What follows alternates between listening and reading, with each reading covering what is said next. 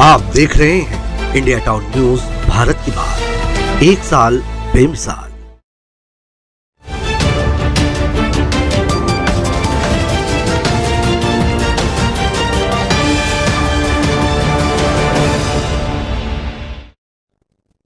नमस्कार, आप देख रहे हैं इंडिया टाउन न्यूज और मैं हूं आपके साथ प्रगति ठाकुर। आइए बात करते हैं छत्तीसगढ़ की ताजा तरीन खबरों की। खबर राजधानी से है, जहां कलेक्टर एसपी कॉन्फ्रेंस के दौरान रायपुर पुलिस रेंज की समीक्षा करते हुए मुख्यमंत्री विष्णुदेव साय ने निर्देश दिया है कि रायपुर प्रदेश की राजधानी है, यहां की पुलिसिंग बेस्ट हो, ये बहुत जरूरी है। पिछले कुछ घटनाओं से राजधानी की छवि धूमिल हुई है। मुख्यमंत्री विष्णुदेव साय ने कहा है कि रायपुर में भूमाफियाओं द्वारा शासकीय और आम लोगों की जमीन पर कब्जे की बहुत शिकायतें हैं। राजस्व और पुलिस मिलकर इस पर नियंत्रण करे। इसके साथ ही उन्होंने कहा है कि राजधानी में रात में गश्त बहुत जरूरी है। यहाँ नशीली दवाइयों की बिक्री पर कार्रवाई बहुत जरूरी है। इनके इकोसिस्टम को तोड़िए और अपराध के जड़ में जाइए। नशे के खिलाफ स्कूल कॉलेज में अभियान चलाकर जागरूकता लाने की जरूरत है।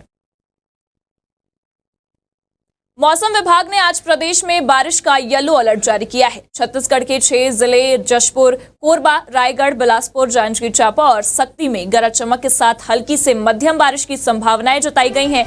इसके साथ ही कुछ स्थानों पर बिजली गिरने की भी आशंका है। रायपुर में आज आंशिक बादल छाए रहने की संभावनाएं हैं। साथ ही गरज चमक के साथ हल्की बारिश हो सकती है। कलेक्टर एसपी कॉन्फ्रेंस के दूसरे दिन राजनांदगांव पुलिस रेंज की चर्चा के दौरान मुख्यमंत्री विष्णुदेव साय ने अवैध शराब बिक्री की शिकायत पर नाराजगी जताई। इसके साथ ही बिक्री को पुलिस का संरक्षण मिलने पर भी चर्चा की। इसके साथ ही मुख्यमंत्री ने त्रिनेत्र ऐप और चिटफंड मामलों में और कार्यवाही की जरूरत बताई है। मुख्यमंत्री विष्णुदेव साय ने राजनांदगांव पुलिस रेंज में काम में कोताही को लेकर साफ शब्दों में शिकायत पर त्वरित कार्रवाई के निर्देश दिए हैं। उन्होंने कहा है कि जांच में अधिकारी उपस्थित नहीं रहते हैं, ऐसी लापरवाही बर्दाश्त नहीं होगी। खबर मुंगेली से है, जहां जिले के नगर पंचायत जरहा गांव स्थित स्वामी आत्मानंद अंग्रेजी माध्यम स्कूल के बच्चों के भविष्य के साथ खिलवाड़ करने का आरोप पालकों ने शिक्षा विभाग के अफसरों पर लगाया है।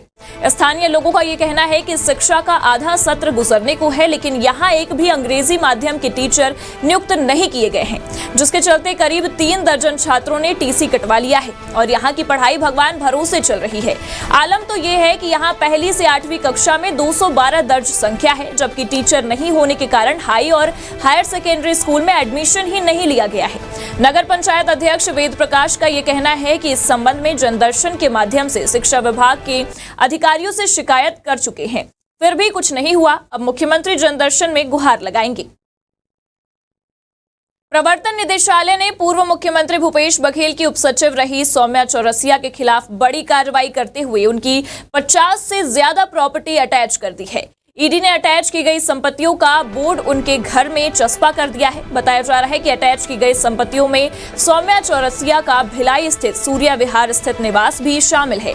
सौम्या चौरसिया को कोयला घोटाला और मनी लॉन्ड्रिंग केस में ईडी ने 2 दिसंबर 2022 को गिरफ्तार किया था। इसके बाद से वे सेंट्रल जेल रायपुर में बंद है। छत्तीसगढ़ के जगदलपुर क्षेत्र निवासी Asif Khan all India cycling यात्रा पर निकले हैं। इस दौरान वे नक्सल प्रभावित इलाकों में फंस गए थे। सीआरपीएफ के जवानों ने उन्हें रेस्क्यू कर सुरक्षित निकाला है।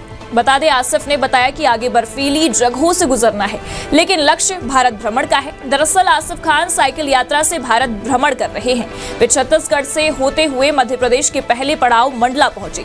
मंडला पहुंचने के दौरान रोटरी क्लब की टीम ने आसिफ खान का फूल माला पहनाकर स्वागत किया।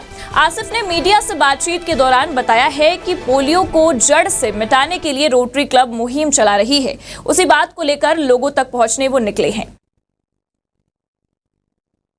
पूर्व मुख्यमंत्री भूपेश बघेल के कोयला लेवी घोटाले के आरोपी कारोबारी सूर्यकांत तिवारी से मिलने केंद्रीय जेल जाने पर केंद्रीय राज्य मंत्री तोखन साहू ने तंज कसते हुए कहा कि कांग्रेस पार्टी का संस्कार रहा है आरोपियों को बचाना, भ्रष्टाचारियों को बचाना, जो देश विरोधी काम करते हैं उनके पक्ष में खड़ा होना। कांग्रेस का कोई भी नेता हो, उनकी संस्कृति है।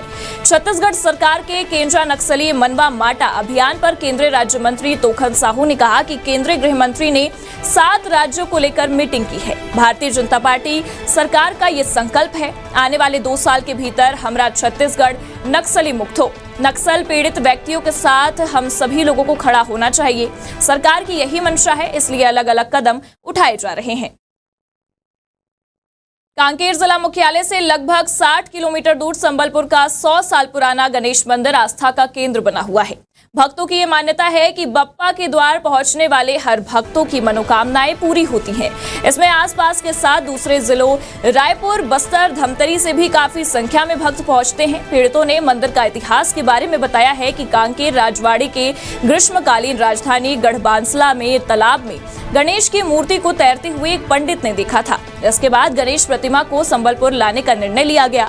प्रतिमा को बैलगाड़ी पर लादकर संबलपुर लाने का काम शुरू हुआ। मूर्ति छोटी निकली, वजनी होने के कारण यहां तक लाने में 14 बैलगाड़ियां टूट गए।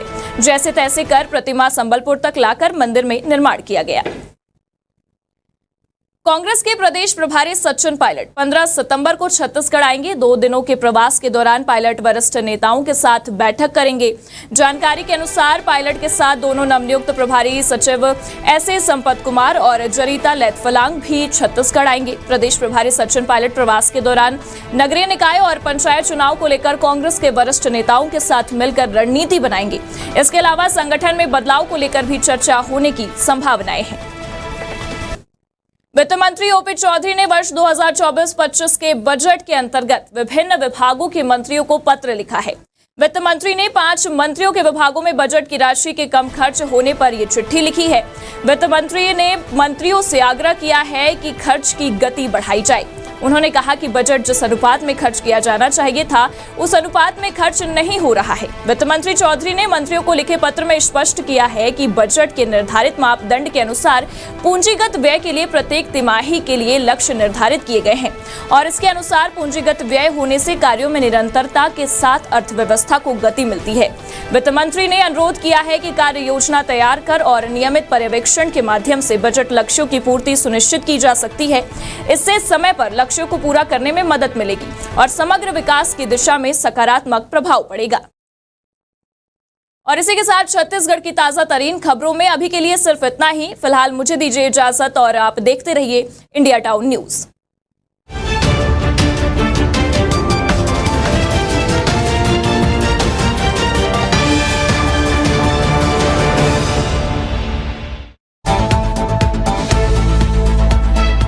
आप देख रहे हैं इंडिया टाउन न्यूज, भारत की बात। एक साल बेमिसाल।